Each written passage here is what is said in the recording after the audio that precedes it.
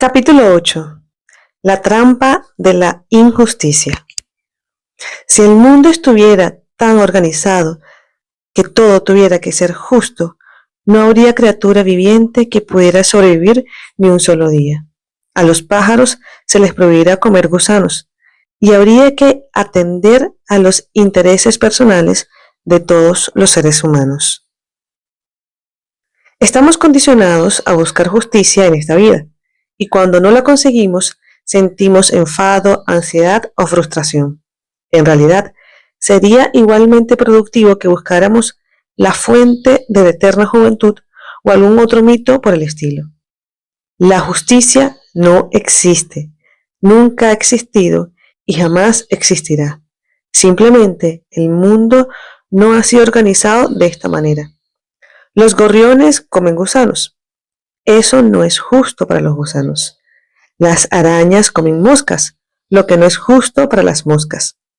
Los cuguares matan coyotes. Los coyotes matan tejones. Los tejones matan ratones. Los ratones matan insectos. Los insectos no tienes más que observar la naturaleza para darte cuenta que no hay justicia en este mundo. Los tornados, las inundaciones, los maremotos, las sequías, todas esas cosas son injustas. Este asunto de la justicia es un concepto mitológico. El mundo y la gente que vive en él son injustos todos los días. Tú puedes escoger ser feliz o ser desgraciado, pero esta elección nada tiene que ver con la falta de justicia que veas a tu alrededor. Este no es un punto de vista amargado de la humanidad y del mundo, sino más bien un informe realista sobre lo que es el mundo. La justicia es un mero concepto casi imposible de aplicar, en especial en lo que se refiere a tus propias opciones de realización y felicidad personal. Pero muchos de nosotros tendemos a exigir que la justicia y la equidad sea parte inherente de sus relaciones con los demás. No es justo. Tú no tienes derecho a hacer eso si yo no puedo hacerlo. ¿Y te haría yo una cosa así a ti? Estas son las frases que usamos. Queremos justicia y usamos su carencia como justificación para la infelicidad. La exigencia de justicia no es un comportamiento neurótico. Solo se convierte en una zona errónea cuando te castigas a ti mismo con una emoción negativa al no poder ver la justicia que exiges. En este caso, el comportamiento autofrustrante no es la exigencia de justicia, sino la inmovilización que puede generar esa realidad sin justicia. Nuestra cultura promete justicia. Los políticos se refieren a ella en todos sus discursos. Necesitamos igualdad y justicia para todos. Sin embargo, día tras día, más aún siglo tras siglo, la falta de justicia continúa. Pobreza, guerras, pestes, crímenes, prostitución, drogas y asesinatos siguen sucediendo generación tras generación, tanto en la vida pública como en la privada. Y si la historia de la humanidad puede servirnos de guía, seguirán sucediéndose. La injusticia es una constante en la vida, pero con la infinita sabiduría que acabas de adquirir, puedes decidirte a luchar contra esa injusticia y a negarte a quedar inmovilizado emocionalmente por ello. Puedes trabajar para ayudar a extirpar la injusticia que puedes decidir que no te dejarás vencer psicológicamente por ella. El sistema legal promete justicia. La gente exige justicia. Y hay personas que incluso trabajan para que así sea, para que haya justicia. Pero generalmente no sucede. Los que tienen dinero no son condenados. A menudo, los jueces y los políticos se venden a los poderosos. Un presidente y un vicepresidente de Estados Unidos son perdonados o despedidos con una leve reprimenda después de haberse demostrado que eran culpables de actividades delictivas. Los pobres llenan las cárceles y no tienen casi la menor posibilidad de golpear el sistema. No es justo, pero es cierto. Spiro Agnew se, se hace rico después de no pagar sus impuestos a la renta. Richard Nixon es exonerado y sus cómplices pasan unos pocos meses en las mejores prisiones, mientras que los pobres y los miembros de grupos minoristas se pudren en las cárceles esperando la vista de su causa, esperando una oportunidad. La visita a cualquier tribunal de justicia o cuartel de política nos demostrará que para los poderosos e influyentes hay reglamentos especiales, aunque las autoridades lo nieguen empecinadamente. ¿Dónde está la justicia? En ninguna parte. Tu decisión de luchar contra ella puede ser admirable, sin duda, pero tu elección de dejarte perturbar por ello es tan neurótica como la culpa, como la búsqueda de aprobación o cualquiera de los otros comportamientos que constituyen tus zonas erróneas. No es justo el lema de las relaciones ineficaces. La sed de justicia puede llegar a infiltrarse en tus relaciones personales y evitar que te comuniques eficientemente con los demás. El conocido lema "no es justo" es una de las quejas más comunes y destructivas. Para poder considerar que algo es injusto, tienes que compararte con otro individuo o con otro grupo de individuos. Tu mente funciona más o menos así. Si ellos pueden hacerlo, yo también. No es justo que tengas más que yo. Pero si yo no puedo hacer eso, ¿por qué lo vas a hacer tú? En estos casos, determina lo que es justo para ti basándote en la conducta de otros. Ellos, no tú, están a cargo de tus emociones. Si te sientes perturbado porque no puedes hacer algo que otra gente puede hacer o ha hecho, es porque has dejado que sean ellos los que te controlen.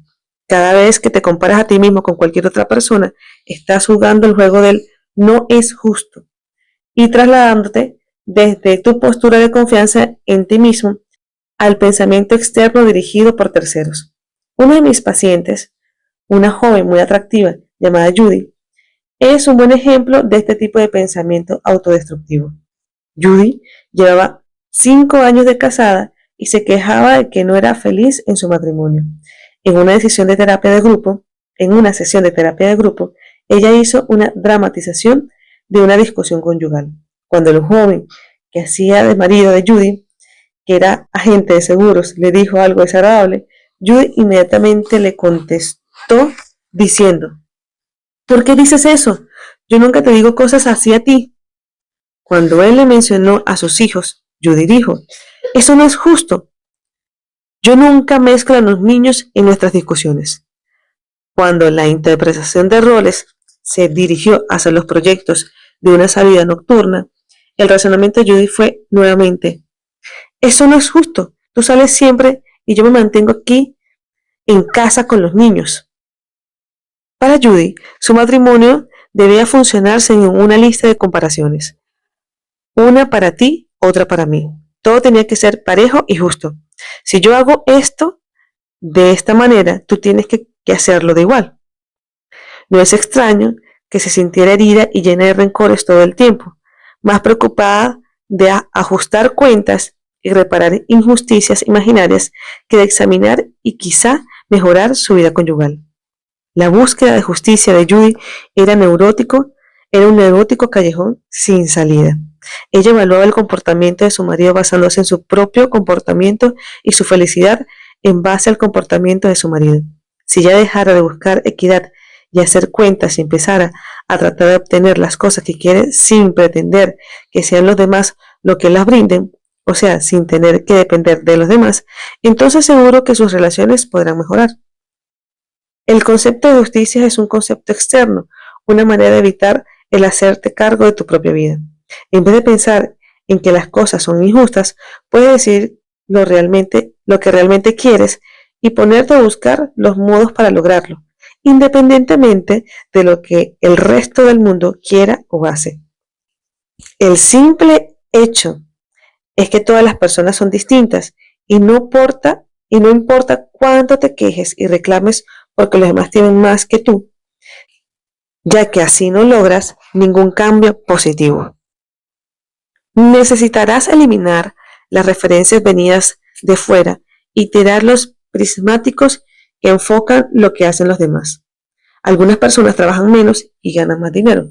Otras personas mejoran sus posiciones por favoritismos, mientras que tú eres más hábil y eficiente. Tu esposo o esposa y tus niños seguirán haciendo las cosas de una manera diferente a la tuya. Pero si te enfocas a ti mismo en vez de compararte con los demás, te darás cuenta de que no vale la pena molestarte por la falta de equidad y justicia.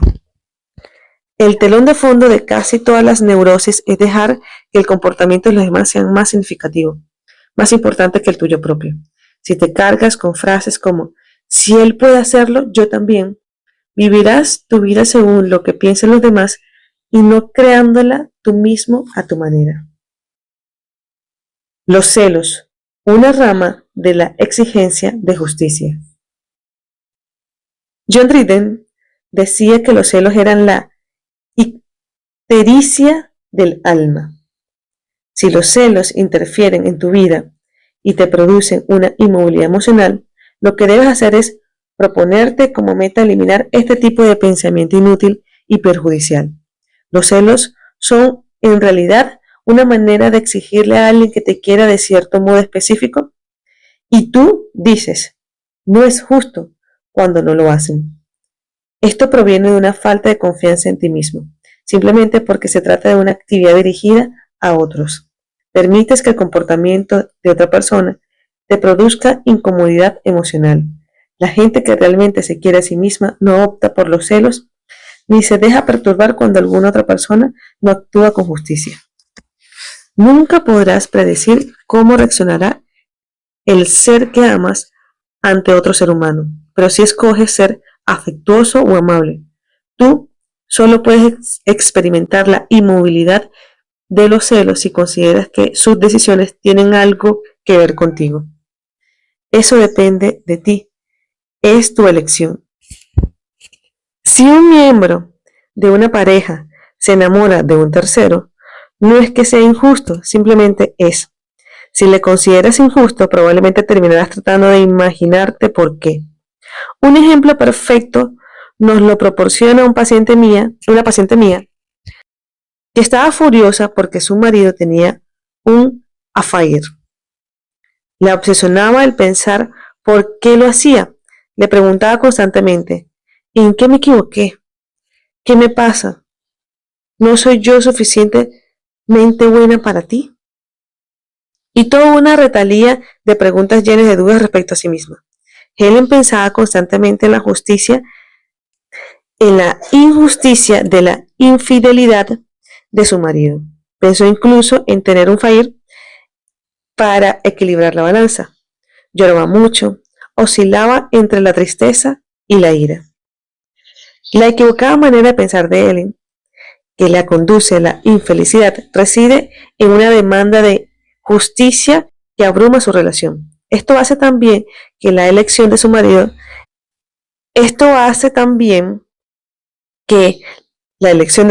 de tener relaciones sexuales fuera del matrimonio sea el motivo de su perturbación. Al mismo tiempo, está usando el comportamiento de su marido como justificativo para hacer algo que probablemente hacía mucho que quería hacer y no lo hacía porque no era justo. La insistencia de Helen en que las cosas tienen que ser justas implica que si fuese ella la primera en tener un affair, entonces su marido tendría que tomar represalias. El estado emocional de Helen no va a mejorar hasta que ella decida que la decisión de su marido fue independiente de ella y que él puede tener los motivos particulares y ninguno relacionados con Helen para embarcarse en su aventura sexual.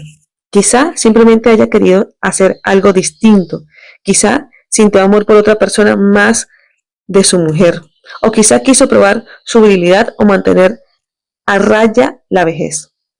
Sea cual fuera el motivo, nada tiene que ver con Helen. Ella puede ver el affair como algo que pasa entre dos personas y no como algo dirigido contra ella. La perturbación reside únicamente en Helen. Puede seguir hiriéndose a sí misma con esos celos autoflagelantes porque se considera menos importante que su marido o la amante de este, o puede llegar a reconocer que el fair de otra persona nada tiene que ver con su propia valía. Algunos comportamientos típicos de demanda de justicia. El comportamiento de búsqueda de equidad es muy evidente en casi todas las áreas de la vida. Por poco perceptivo que seas, te podrás dar cuenta de que surge constantemente en tu comportamiento y en el de los demás. He aquí algunos de los ejemplos más comunes de este tipo de comportamiento. Quejarse de que otros ganan más dinero por hacer el mismo trabajo que haces tú.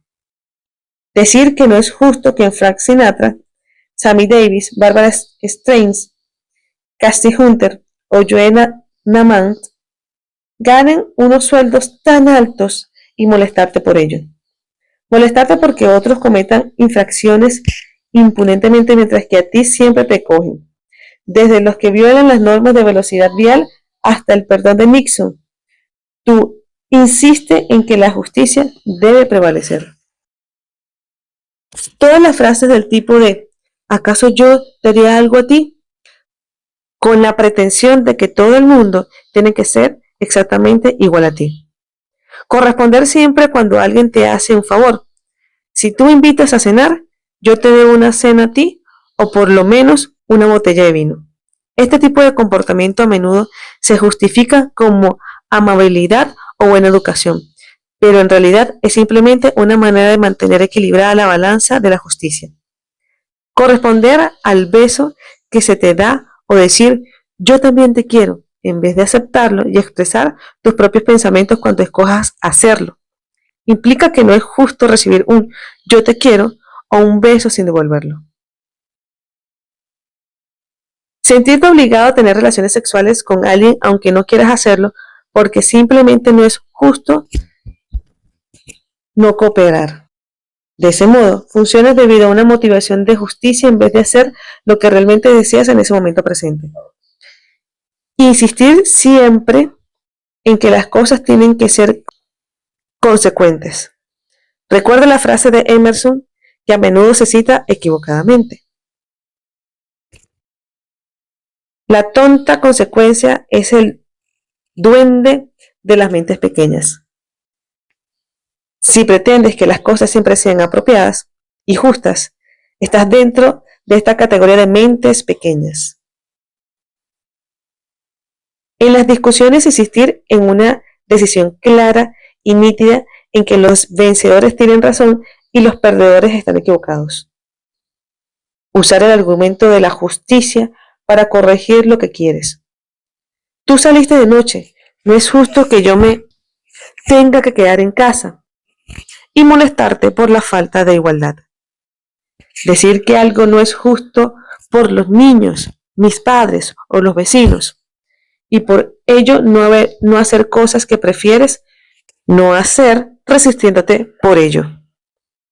En vez de echarle la culpa de todo lo que pasa a la falta de equidad, trata de observar seriamente tu propio comportamiento que te inhabilita a decidir por ti mismo qué es lo más apropiado para ti. El jueguito de si él o ella puede hacerlo, pues yo también.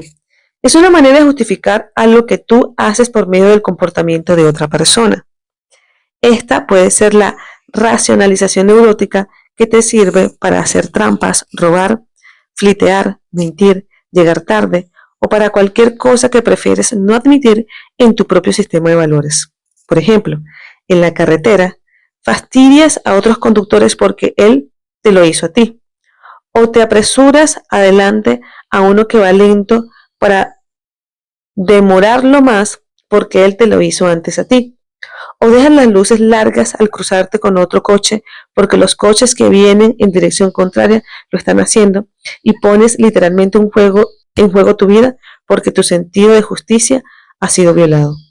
Este es el tipo de comportamiento de él me pegó, así que yo le pego a él.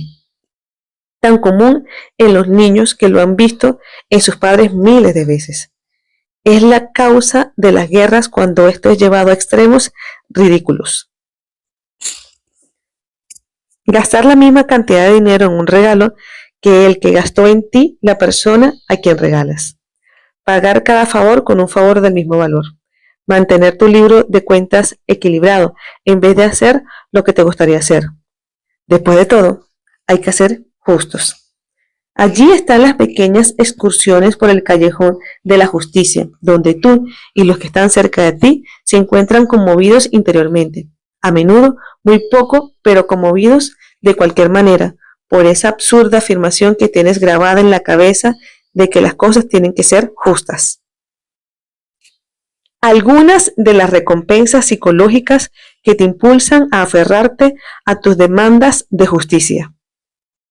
Las recompensas para este tipo de comportamiento son generalmente autofrustrantes en el sentido que mantienen la percepción fuera de la realidad y en una especie de mundo onírico que nunca existirá. Las razones más comunes para conservar tus demandas de justicia en pensamiento y comportamiento son las siguientes. Puedes sentirte satisfecho de ti mismo porque eres una persona honorable. Esta es una de las formas que tienes que sentirte mejor y superior. Mientras sigues insistiendo en un sistema mitológico de justicia y te preocupes más de tener tu libro de cuentas en orden y en equilibrio, seguirás aferrado a esa sensación de yo soy mejor que tú y gastarás tus momentos presentes en sentirte satisfecho de ti mismo en vez de vivir de forma efectiva. Puedes ignorar la responsabilidad por ti mismo y justificar tu inmovilidad transfiriendo la responsabilidad a aquella gente o a aquellos hechos que no son justos. Esto te sirve para excusar tu falta de capacidad para hacer y sentir lo que quieres y escoges. De esta manera, puedes evitar los riesgos y el trabajo que implica tratar de cambiar. Mientras la justicia sea la causa de tus problemas, no puedes cambiar. Lo harás cuando desaparezca esta injusticia, lo que, por supuesto, no sucederá nunca jamás. La injusticia puede hacerte llamar la atención, la compasión y la autocompasión. El mundo ha sido injusto contigo, así es que ahora tú y todos los que están a tu alrededor deben sentir pena por ti y compadecerse. Esta es otra de las grandes técnicas para evitar el cambio. La atención, la compasión, la autocompasión son tus retribuciones y las usas para sostener en vez de hacerte cargo de ti mismo y evitar los comportamientos inspirados en las comparaciones. Puedes justificar todo tipo de comportamiento inmoral, legales e impropios, haciendo que la responsabilidad de tus actos caiga sobre otro. Si él puede hacerlo, yo también puedo. Este es un espléndido sistema de racionalización para justificar cualquier comportamiento. Te proporciona una excusa estupenda para ser ineficiente. Si ellos no hacen nada, yo tampoco lo haré. Es una estratagema hábil e ingeniosa para justificar tu pereza, tu cansancio o tus temores. Te brinda un buen tema de conversación que te ayuda a evitar hablar de ti mismo con la gente que te rodea. Si te quejas de todas las injusticias que se hacen en el mundo, no realizarás nada, pero por lo menos habrás pasado el tiempo y logrado escapar quizás de la necesidad de tratar honestamente e íntimamente con las demás gente. Si tienes un concepto claro de la justicia, tus decisiones serán siempre justas. Podrás manipular a los demás, especialmente a tus hijos, recordándoles que son injustos contigo si no son exactamente iguales a ti y no mantienen una cuenta exacta de todo el dar y recibir de tu relación con ellos. Esta es una manera muy hábil de conseguir que se hagan las cosas a tu manera. Puedes justificar un comportamiento negativo diciendo que las cosas tienen que ser justas. Esta es una maniobra que sirve para justificar todo tipo de actividades manipulatorias y desagradables. La venganza se justifica porque todo tiene que ser parejo y ecuánime. Y si tienes que pagar un favor, del mismo modo tendrás que pagar una maldad. He aquí el sistema psicológico de apoyo que justifica las demandas de justicia. Pero este sistema de apoyo no es invulnerable. A continuación, he anotado algunos métodos estratégicos para deshacerte de este tipo de comportamiento y limpiar esta zona errónea de la demanda de justicia. Algunas estrategias para renunciar a la sana demanda de justicia. Confecciona la lista de todo lo que en tu mundo te parece injusto. Usa la lista como guía para una acción personal eficiente. Hazte a ti mismo esta pregunta importante. ¿Desaparecerán las desigualdades porque a mí me perturban? Obviamente no. Atacar el pensamiento erróneo que te produce el malestar es una buena manera de empezar a huir de la trampa de la justicia. Cuando te descubras a ti mismo diciendo, ¿acaso te haría yo esto a ti? O cualquiera de las frases de este tipo, cámbiala tú a tú eres distinto a mí, aunque yo encuentro difícil aceptarlo ahora mismo. Esto logrará abrir en vez de cerrar la comunicación entre tú y la otra persona. Empieza a pensar que tu vida emocional es algo que está fuera y es independiente de lo que haga cualquier otra persona. Esto te librará del dolor que sientes cuando la gente se comporta de una manera distinta a la que tú quisieras. Trata de mirar con perspectiva las decisiones que hagas y no como hechos monumentales que cambiarán tu vida.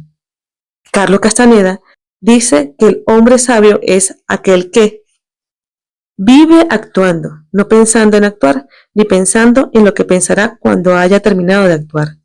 Él sabe que su vida habrá terminado demasiado pronto. Él sabe, porque él ve que nada es más importante que ninguna otra persona. Así pues, el hombre sabio suda y resopla, y si uno le observa es igual a cualquier otro hombre, excepto que él controla la locura de su vida. Ya que nada es más importante que ninguna otra cosa, el hombre sabio, el hombre de conocimiento, escoge cualquier acto y actúa como si le importara.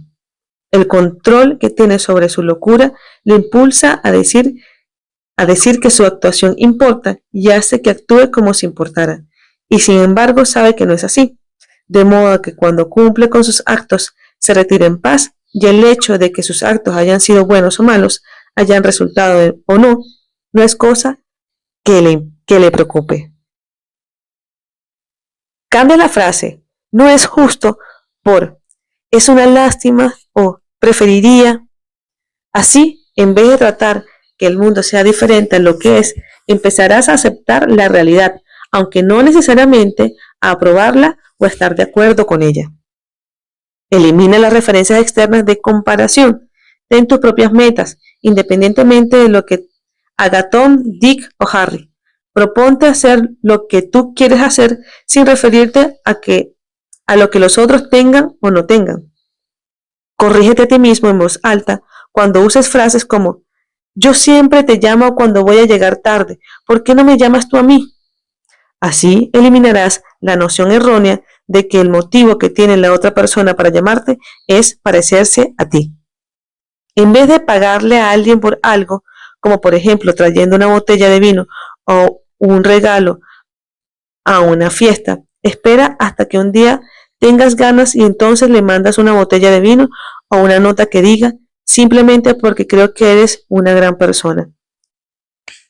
No hay ninguna necesidad de mantener en orden las cuentas intercambiando mercancías.